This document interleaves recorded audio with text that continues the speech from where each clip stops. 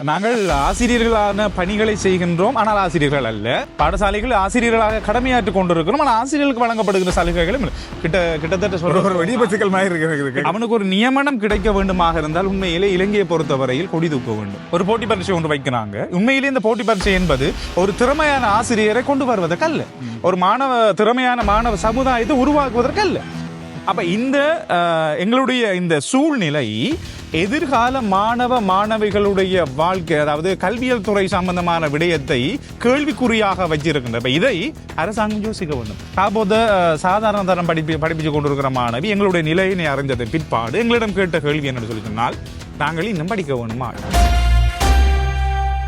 கடந்த 5 வருடங்களுக்கு முதல்ல அபிவிருத்தி உத்தியோகர்களா பிரதேசங்களில் கடமையாற்றியவங்களை ஒரு நேர்முக தேர்வு மூலமாக ஆசிரியர் வெற்றிடங்களுக்காக ஆசிரியர்களாக தெரிவு செஞ்சாங்க.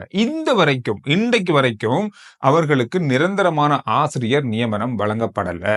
இந்த நியமனம் தொடர்பாக கடந்த அரசாங்கத்திலும் சரி, இந்த அரசாங்கத்திலும் சரி அவர்களுடைய கோரிக்கைகள் முன்வைக்கப்படுது. ஆனா இதுவரைக்கும் சரியான பதில் கொடுக்கப்படல. இதுக்கு மாற்றீடான பல வரைமுறைகள் அரசாங்கத்தால முன்வைக்கப்பட்டதாக குற்றம் சாட்டப்படுது. நான் பட்டதாரிகள் சங்க தலைவர் நான் சந்திச்சிருந்தேன், அது தொடர்பாக பேசியிருந்தேன். அது தொடர்பான முழுமையான காணொலியை நீங்க இன்றைய நாளுக்கான முக்கியமான செய்திகளை நாங்க பார்த்தது பிறகு பார்க்கலாம். இன்றைய நாள்ல மக்கள் பொது பாதுகாப்பு அமைச்சர் பாராளுமன்றத்தில் உரையாற்றியிருந்தார். கடந்த 7 மாத காலத்துல மாத்திரம் 79 துப்பாக்கி சூடு சம்பவங்கள் இடம்பெற்றிருக்கிறது நாட்டுல. கடந்த 7 மாசத்துல, அதாவது போன 2024 செப்டம்பர் 1 இருந்து இந்த மே 9ஆம் தேதி வரைக்குமான காலப்பகுதிக்குள்ள இதுல 52 உயிரிழப்புகள் ஏற்பட்டிருக்கிறது. அதுல 260 பேர், இது சம்பந்தமாக 260 பேர் கைது செய்யப்பட்டிருக்காங்க. இதுல 62 பாதாள உலகம் சம்பந்தமான துப்பாக்கி சூடுகள், 17 ஏனையவை. இதுல அவர் சொன்ன விஷயம் என்னன்னு சொன்னா, 2022 2023 ஆண்டு காலப்பகுதியிலையும் இதே மாதிரியான அளவான துப்பாக்கி சூடு சம்பவங்கள் தான் இடம்பெற்றது. அதை விட அதிகமா இல்ல. என்ன காரணத்துக்காக இந்த விஷயத்தை அவர் 2 நாள்ல பாராளுமன்றத்தில் சொல்லியிருந்தாருன்னா, எதிர்கட்சிகளாலேயோ இல்ல மக்களால பெரிய அளவான விமர்சனம் வைக்கப்பட்டது. இந்த அரசாங்கம் வந்தது பிறகுதான் இவ்வளவு பெரிய துப்பாக்கி சூடுகள் நடக்குது நாட்டுல அப்படின்ற ஒரு குற்றச்சாட்டு. அப்படியான ஒரு குற்றச்சாட்டுக்கான பதிலாக தான் இந்த விஷயத்தை அவர் சொல்லியிருந்தாரு. அப்பவும் நடந்ததுதான், இப்பவும் நடக்குது. இதுல ஒன்றும் அதிகரிப்பு இல்லை அப்படின்ற மாதிரியான விஷயத்த சொல்லியிருந்தாரு. பாதாள உலகங்களுக்கு இடையிலான குழுக்களுக்கு இடையிலான துப்பாக்கி சூடும் ஏனைய காரணங்களுக்கான துப்பாக்கி சூடுகளும் தான் இது. மக்கள் பாதுகாப்புக்கோ அல்லது பொது பாதுகாப்புக்கோ எந்த விதமான பிரச்சனையும் இல்லை அப்படின்றத சொல்றதுக்காக தான் இந்த விஷயத்தை அவர் இன்று பாராளுமன்றத்தில் பேசியிருந்தாரு. அமைச்சர் சரோஜினி போல்ராஜ் உங்களுக்கு எதிரான ஒரு விமர்சனம் இப்பொழுது எழுந்திருக்கிறது. அதாவது நேற்றைய நாள்ல அவங்க பாராளுமன்றத்தில் உரையாற்றியிருந்தாங்க தான், இந்த மாணவி உயிரிழந்தமை, அதாவது தற்கொலை செய்து கொண்டமை சம்பந்தமாக அவர் பாராளுமன்றத்தில் உரையாற்றும் போது அவர் சொன்ன விஷயம் என்னன்னு சொன்னா, அவங்களுடைய பெற்றோர்கள் சிறுவர் பாதுகாப்பையோ அல்லது இந்த இது தொடர்பான மகளிர் தொடர்பான எந்த ஒரு பகுதிக்குள்ளேயுமே முறைப்பாடுதும் செய்யல. அது மட்டும் இல்லாம அவங்க என்ன சொல்றது, மனநலம் பாதிக்கப்பட்டு மருத்துவம் பெற்று வந்தாங்க. அந்த மாதிரியான பல விஷயங்களை சொன்னதால பெரிய அளவான சர்ச்சைக்கு உள்ளாகி இன்றைக்கு அவங்க பதவி விலகணும் அப்படின்ற மாதிரியான ஹேஷ்டேக்கோட சோசியல் மீடியாக்கள்ல பெரிய அளவான எதிர்ப்புகளை இன்றைய நாள்ல பார்க்கக்கூடியதாக இருந்தது. காரணம் என்ன சொல்லப்படுதுன்னு சொன்னா, ஒரு கொலை நடக்குது அல்லது ஒரு விஷயம் நடக்குது, ஒரு பெரிய அளவான ஒரு சம்பவம் நடக்கும் போது அதுக்கு நீங்க முறைப்பாடு செய்தாதான் விசாரணை செய்வீங்களா? ஒரு கொலை நடந்திருக்குன்னு வச்சுக்கொள்ளுங்க, அந்த இடத்துல கொலை தானே நடந்திருக்கு, அதால சம்பந்தப்பட்டவர்கள் விசாரணை, அதாவது முறைப்பாடு செஞ்சாதான் விசாரணை செய்வாங்களா? இல்ல அது என்ன நடந்திருக்கு அப்படின்று பொதுவாகவே அதை விசாரிக்க வேண்டியது தானே, அதுக்கு ஏன் முறைப்பாடுகள் செய்யணும் அப்படின்ற மாதிரியான எதிர்ப்புகளை இன்றைய நாள்ல அமைச்சருக்கு எதிராக சோசியல் மீடியாக்கள்ல சமூக வலைதளங்கள்ல பார்க்கக்கூடியதாக இருந்தது. ஆசிரியர்கள் சங்கமும் இன்றைய நாள்ல பெரிய அளவான தலைவரும் கூட இன்றைய நாள்ல சொல்லினார், இதுக்கான சட்ட நடவடிக்கை எடுக்கப்பட வேண்டும் அப்படின்ற மாதிரியும் குற்றம் சாட்டப்பட்ட, அதாவது இப்ப பொதுவாக 2 ஆசிரியர்கள் இதுக்குள்ள சம்பந்தப்பட்டிருக்காங்க. ஒருத்தர் துஷ்பிரயோகம் செய்த ஆசிரியர் ராமநாதன் இந்து மகளிர் கல்லூரியுடைய ஆசிரியர், மற்றவர் அவங்க கிளாஸ், அதாவது பிரத்யோக வகுப்புக்கு போகும்போது பிரத்யோக வகுப்புல வைத்து அவரை அவமானப்படுத்திய காரணமாக பேசிய ஒரு ஆசிரியர். இதுக்கு எதிரான சட்ட நடவடிக்கை எடுக்கப்படலையா? அவருடைய வீட்டுக்கு போலீஸ் பாதுகாப்பும் வழங்கப்பட்டிருக்கு அப்படின்ற மாதிரியான பல குற்றச்சாட்டுகளும் இன்றைய நாள்ல முன்வைக்கப்பட்டிருக்கு. இன்றைய நாள் இன்னும் ஒரு முக்கியமான விஷயம், இலங்கை விமானப்படைக்கு சொந்தமான ஹெலிகாப்டர் ஒன்று மாதுரோயா ஆற்றில் விழுந்து விபத்துக்குள்ளானதுல 12 பேர் பயணித்த இந்த ஹெலிகாப்டர்ல இருந்து 6 பேர் உயிரிழந்திருந்தாங்க. விமானிகள் 2 பேரும் காப்பாற்றப்பட்டாலும் இதுல ராணுவம் மற்றது விமானப்படையை சேர்ந்த 6 வீரர்கள் உயிரிழந்ததாகவும், இந்த விபத்து தொடர்பாக ஆராயப்பட்டு வருவதாகவும் 9 குழுக்கள் அமைக்கப்பட்டு விசாரணைகள் நடந்து வருவதாகவும், மேலதிகமான முக்கியமான முதல்கட்ட விசாரணைகள் இருந்து இயந்திர கோளாறு காரணமாக தான் இந்த ஹெலிகாப்டர் விபத்துக்குள்ளானதாகவும் சொல்லப்பட்டிருக்கு. நான் அனிரன், பட்டதாரி ஒன்றியம், நாடளாவிய ரீதியா பட்டதாரி ஒன்றியத்தினோட தலைவராக. அதாவது உங்களுக்கு தெரியும், 2019ஆம் ஆண்டு முன்னாள் ஜனாதிபதி கோட்டாபய ராஜபக்ஷ அவர்கள் இருக்கும்போது அபிவிருத்தி உத்தியோகர்கள் பயிற்சி அடிப்படையில் சேர்க்கப்பட்டவங்க. அவங்கள ஆசிரியர்களாக பாடசாலைகளுக்கு ஏற்றுக்கொண்டவங்க. ஆமா. அது கிட்டத்தட்ட 22,000 பேர். 22,000 பேர். அந்த காலகட்டத்தில் வந்து பாடசாலைகள்ல நாடளாவிய ரீதியாக வந்து பாரியூர் ஆசிரியர் வெற்றிடம் இருந்தது. ஆனாலும் அந்த ஆசிரியர் வெற்றிடம் நிலவி இருந்தாலும் ஆசிரியர்களை நியமனம் கொடுக்கிற அளவுக்கு நாட்டில பொருளாதார ஒரு தட்டுப்பாடு இருந்தது. அதனால் பாடசாலைகள்ல 53,000 பட்டதாரிகளுக்கு அந்த காலகட்டத்தில் பயிற்சி அடிப்படையில் நியமனம் வழங்கப்பட்டிருந்தது. அந்த பயிற்சி அடிப்படையில் நியமனம் வழங்கப்பட்டவர்களில் 22,000 பேர் நேர்முக தேர்வினூடாக தகுதியின் அடிப்படையில் அவங்க பாட ரீதியான வெற்றிடங்களுக்கு அன்றைய காலகட்டத்தில் பாடசாலைகளில் ஆசிரியர்களாக பயிற்சி ஆசிரியர்களாக குறித்த அபிவிருத்தி உத்தியோகர்கள் இணைக்கப்பட்டிருந்தார்.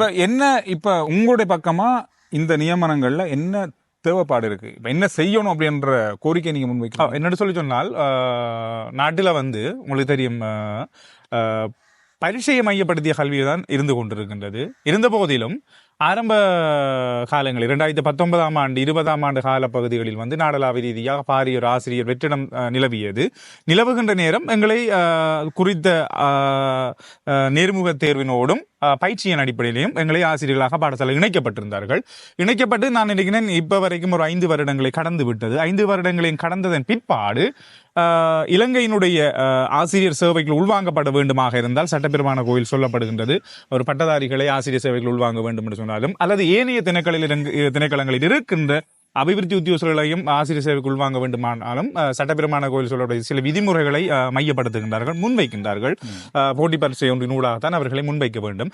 இந்த போட்டி பரீட்சை ஒன்றினூடாக முன்வைக்க வேண்டும் என்கின்ற கருத்தினை நாங்கள் எவ்வாறு ஏற்றுக்கொள்கின்றோம் என்று சொல்லி சொன்னால், அதை ஏற்றுக்கொண்டாலும் இதனையே ஆரம்பத்தில் எங்களை பாடசாலைகளுக்குள் இணைக்கும் போது இதனை அவர்கள் கருத்தில் கொள்ளவில்லை. இது ஒரு அபிவிருத்தி உத்தியோகங்களா பிரதேசங்கள் இணைக்கப்பட்டு அவங்கள வந்து நேர்முக தேர்வு வச்சுதான் ஆசிரியர்களா இணைச்சு கொண்டாங்க. இப்ப அவங்கள வந்து நிரந்தரமான ஆசிரியர்களா ஏற்றுக்கொள்ள மறுக்கிறாங்க. அதுக்கு சொல்லப்படுற விடயம் என்னன்னு சொல்லி அது என்ன காரணம்? சட்டப்பெருமான கோவையில் அவ்வாறு சொல்லப்படவில்லை. சட்டப்பெருமான கோவிலுடைய விதிக்கு அமைவாகவே நாங்கள் இவர்களை ஆசிரியர்களாக இணைத்துக் கொள்வோம். அதாவது போட்டி பரீட்சை ஒன்று வைத்து அந்த போட்டி பரீட்சையில் குறிப்பிட்ட மதிப்பெண்களை பெற்று அவர்களை நேர்முக தேர்வின் ஊடாகத்தான் அவர்களை நாங்கள் ஆசிரியர்களாக இணைத்துக் கொள்வோம் என்கின்ற அடிப்படையில் கூறிக்கொண்டிருக்கிறார்கள். ஆனால் அந்த 2014ஆம் ஆண்டு திருத்தி அமைக்கப்பட்ட அதே ஆசிரியர் சட்டப்பெருமான கோவையில் சொல்லப்படுகின்ற ஒரு விடயம், பட்டதாரிகளையோ அல்லது அபிவிருத்தி உத்தியோகர்களையோ ஆசிரியர் சேவைக்குள் உள்வாங்க வேண்டுமாக இருந்தால் ஒரு போட்டி பரீட்சை ஒன்றினூடாகத்தான் உள்வாங்க வேண்டும் என்று சொல்லப்படுகின்றது. அதே இந்த சட்டப்பெருமான கோவையில் அவர்கள் ஆசிரியர் வாண்மை விரித்து பயிற்சிக்கு உட்படுத்தப்பட்டால் அவர்களை நேர்முக தேர்வோடு உள்வாங்கலாம் என்ற விடயமும் சொல்லப்படுகின்றது.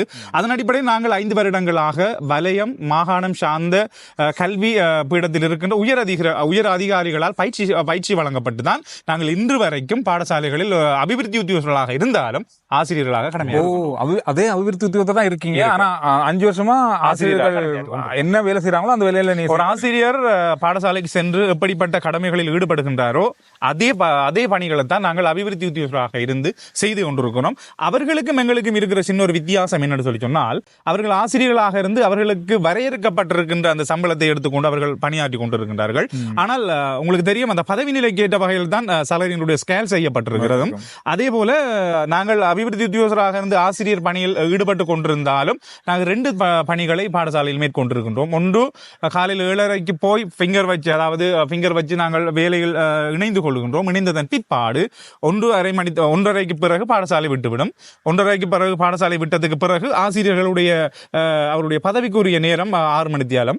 ஆனால் எங்களுடைய அபிவிருத்தி உத்தியோகர்களுடைய வேலை நேரம், கடமை நேரம் 8 மணித்தியாலம். 1:30 பாடசாலை விட்டாலும் நாங்கள் 3:15 வரைக்கும் பாடசாலையில் தரித்து நின்றுதான் நாங்கள் வீடு செல்ல வேண்டிய ஒரு என்ன வேலை இருக்கும். சில வேளைகளில் எழுத வாசிக்க தெரியாத மாணவர்களை அவர்கள் தெரிவு செய்து தருவார்கள். அவர்களுக்கு அது சம்பந்தமான பயிற்சிகளை வழங்கி அவர்களை அந்த இடத்திலிருந்து மாற்றி ஒரு நல்ல ஒரு சிறந்த மாணவர்களாக உருவாக்கி கொண்டிருக்கிற கடமைகளிலும் பல பாடசாலை இணைக்கப்பட்டிருக்கின்ற அபிவிருத்தி உத்தியோகர்கள் இந்த இவ்வாறான வேலைகளில் ஈடுபட்டு கொண்டிருக்கிறார். இந்த அபிவிருத்தி உத்தியோகர்களா இருக்கிறவங்க ஆசிரியர் கடமையாற்றி கொண்டிருக்காங்க. இவங்க எத்தனையாம் ஆண்டுல இருந்து எத்தனையாம் ஆண்டு வரைக்கும் மாணவர்களுக்கு பாடம் கல்வி கற்க வைக்கிறாங்க? பாடசாலையில் வந்து ஆரம்ப பிரிவு, இடைநிலை பிரிவு, காப்பது உயர்தரம் என்ற அடிப்படையில் 3 பிரிவுகள் இருக்கு. எந்த 3 பிரிவுக்குள்ளும் என்னுடைய பாடசாலை இணைக்கப்பட்டிருக்கிற அபிவிருத்தி உத்தியோகர்கள் அவர்களுக்கு கற்றல் கற்பித்தல் செயற்பாடுகளை செய்து கொண்டிருக்கும் அதே வேளை உங்களுக்கு தெரியும் இலங்கையை பொறுத்தவரையில் 3 தேசிய பரீட்சைகள் இருக்கும். 5ஆம் ஆண்டு புலமை பரிசு, காப்பது உயர் சாதாரண தரம், காப்பது உயர்தரம். இந்த 3 தேசிய பரீட்சைகளிலையும் இலங்கையில் இதுவரை காணாத ஒரு மதிப்பீடை ஒரு பெருமையை பெற்றுக் கொடுத்திருக்கிறார்கள் என்று சொன்னாலும் இவர்கள் ஒரு மிகையாகாது. ஓகே, இப்போ வந்து சலரி பத்தி பேசுனீங்க, அதாவது கொடுப்பனவை பத்தி பண்ணீங்க. அபிவிருத்தி உத்தியோகஸ்தராக இருந்தாலும் ஆசிரியர் கடமைகளை முழுசா செய்றீங்க, ஆசிரியர் செய்யற அவ்வளவுதான் செய்றீங்க. அவங்களுக்கும் உங்களுக்கும் இந்த சம்பள கொடுப்பனவுல என்ன வித்தியாசம் இருக்கு? பேசிக் கோட சேர்த்து அந்த கொடுப்பனவுகள் எல்லாம் சேர்த்து 65,370 ரூபாய் முழுமையான சம்பளம் எல்லாருக்கும் அதே வரும். அதாவது இது நாங்கள் தரம் 3 இருக்கிறபடியா அதுக்குரிய பரீட்சைகள் எழுதி தடை தாண்டல் பரீட்சை எழுதுகின்ற போது அந்த தரத்தை அடைகின்ற போது அந்த தரத்துக்கு ஏற்ற வகையில் அந்த சம்பளம் என்னதான் ஆசிரியர்களா எந்த வகுப்புகளுக்கும் வருஷம் போனாலும் கூட உங்களுக்கு நடக்கிற பரீட்சைகளும் உங்களுக்கு நடக்கிற சலுகைகளும் உங்களுக்கு வழங்கப்படுற சலுகை அபிவிருத்தி உத்தியோகர்களுக்கான சலுகை தான் வழங்கப்படுது. அபிவிருத்தி அப்படியும் சொல்ல முடியாது. நாங்கள் ஆசிரியர்களான பணிகளை செய்கின்றோம், ஆனால் ஆசிரியர்கள் அல்ல.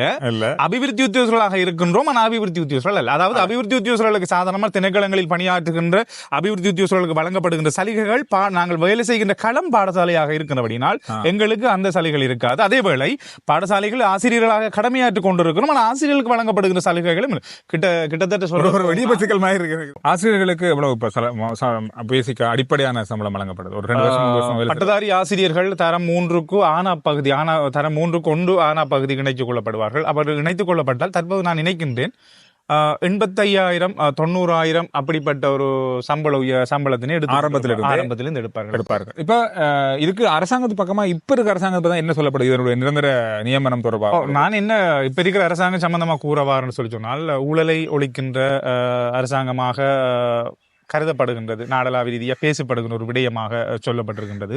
ஆனால் ஊழலை ஒழிக்கின்ற அரசாங்கம் என்று சொல்லி சொன்னாலும் நாங்கள் ஒரு பட்டதாரிகள் என்கிற அடிப்படையில் நாங்கள் நாட்டுக்கும் நாட்டினுடைய அரசாங்கத்துக்கும் நாட்டில் இருக்கின்ற கல்வி மேதைகளுக்கும் சொல்லப்படுகிற ஒரு விடயம் என்று சொல்லி சொன்னால் மாற்றம் ஒன்று தேவை. அந்த மாற்றம் நாட்டில் சரி, கல்வி சரி, எந்த வளமாக இருந்தாலும் சரி, அதில் ஒரு முன்னேற்றகரமான ஒரு அபிவிருத்தியை செய்யக்கூடியமாக இருக்கணும். எங்களை பொறுத்தவரையில் பட்டதாரிகள் என்று சொல்லக்கூட கல்வி முறைமையில் மாற்றம் கொண்டு வர வேண்டும் என்பதுதான் எங்களுடைய நோக்கம். என்று சொல்லி சொன்னால் கல்வி முறை என்று சொல்லி போடுகின்ற போது முதலாம் தரம் தொடக்கம் காப்பது உயர்தரம் வரைக்கும் ஒரு மாணவன் படித்து ஒரு குறிப்பிட்ட ரேங்கை எடுத்து அவன் பல்கலைக்கழகம் செல்கின்றான். பல்கலைக்கழகத்தில் கூட பல விரிவுரையாளர்களால் அவன் பலப்படுத்தப்பட்டு ஒரு நல்ல ஒரு பிரஜையாக படித்த ஒரு மாணவனாக பல்கலைக்கழகத்திலிருந்து வெளியாகின்றான். அவ்வாறு வெளியாகின்ற போது அவனுக்கு ஒரு நியமனம் கிடைக்க வேண்டுமாக இருந்தால் உண்மையிலே இலங்கையை பொறுத்தவரையில் கொடி தூக்க வேண்டும்.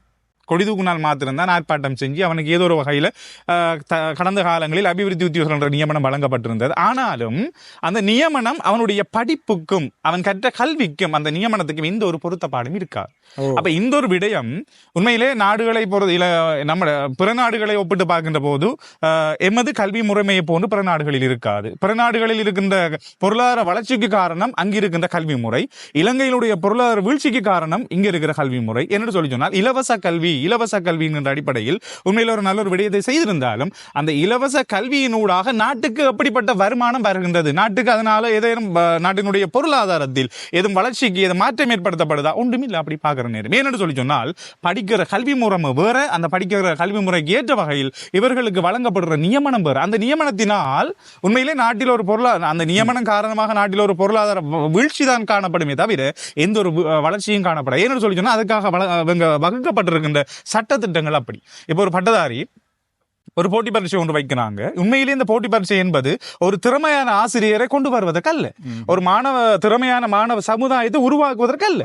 இப்ப கல்வியில் இருக்கிற மாணவர்கள் ஆசிரியர்கள் கண்டு அவர்களுக்கு பயிற்றுவிக்கப்படுறார்கள். அவர்கள் ஒரு கல்வியல் கல்லூரியிலிருந்து ஒரு 3000 அல்லது 2000 கல்வியல் கல்லூரி மாணவர்கள் அந்த இடத்திலிருந்து வெளியாகின்ற போது அவர்கள் ஆசிரியர்களாக வெளியாகின்றார்கள். ஆனால் ஒரு நாட்டில் ஒரு வருடத்தில் பல்கலைக்கழகத்தில் இருந்து வெளியாகின்ற மாணவர்கள் ஆயிரக்கணக்கான வெளியாகுவார்கள். அவர்களுக்கு ஆசிரியர் நியமனம் உண்மையில் அவர்களுக்கும் கொடுக்க இயலாது. அதில் ஒரு தெரிவு முறை ஏற்படுத்துவதற்காகவே இந்த போட்டி பரீட்சையை கொண்டு வந்தார்கள். மாறாக இந்த போட்டி பரீட்சை ஒன்றினூடாக திறமையான ஒரு ஆசிரியரை கொண்டு வர முடியாது.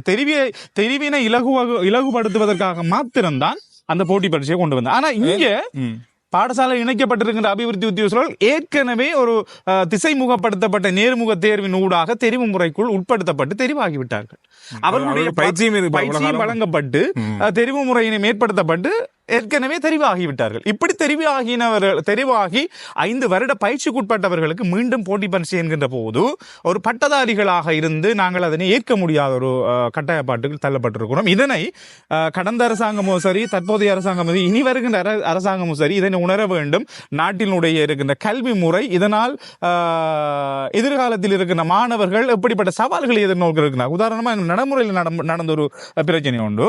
அப்போது சாதாரண தரம் படிப்பிச்சு கொண்டிருக்கிற மாணவி எங்களுடைய நிலையினை அறிஞ்சதை பிற்பாடு எங்களிடம் கேட்ட கேள்வி என்னன்னு சொல்லி சொன்னால், நாங்கள் இன்னும் படிக்க வேணுமா, அரசாங்கம் யோசிக்க வேண்டும், அரசாங்கம் யோசிக்க வேண்டும் அப்படின்னு சொல்லி சொன்னால் இதில் எப்படி ஒரு மாற்றத்தை கொண்டு வர வேண்டும் என்று சொல்லி சொன்னால் அந்த மாற்றம் ஒரு அபிவிருத்தி பாதையை நோக்கி செல்லக்கூடிய ஒரு மாற்றமாக இருக்கணும். கல்வி என்பது ஒரு பிரதான விடயம் நாட்டி. அதனை போட்டி பரீட்சையை மையப்படுத்திய கல்வி என்று சொல்லி ஒரு மாபியாவாக கூட மாறிக்கொண்டிருக்கின்றது. மாபியா என்று சொல்லி சொன்னால் நாட்டில் இருக்கிற கல்வி ஒரு